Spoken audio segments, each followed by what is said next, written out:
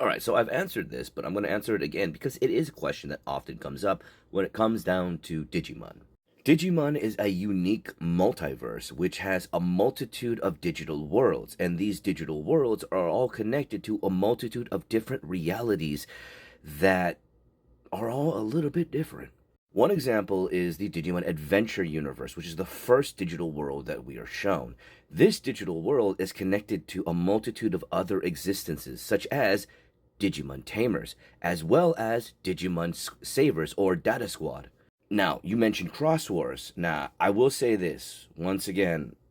This is a personal opinion, but Cross Wars, the series, absolutely fucking terrible because it was directed by Masato Masuka, the same person who directed the 2020 reboot, which is also a stain on the Digimon franchise.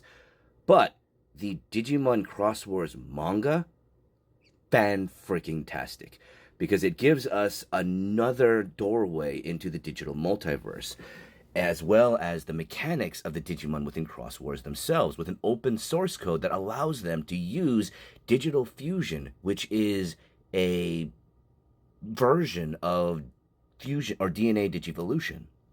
Now, there are many theories to exactly how this multiverse is structured. There are some that believe that the multiverse of the digital worlds are actually different layers of a singular digital existence that began at the very beginning when the monster makers first initialized the digital world. And the monster makers aren't some godlike beings. They're a bunch of college students that came together that wanted to explore the limitations of artificial intelligence. Now, another theory to the digital multiverse, which is the one that I personally subscribe to, is that it is a multitude of separate digital existences that are all interconnected, interlaced with one another, and that the effects of one digital multiverse will cascade down to the others and affect them in one way or another, but not directly.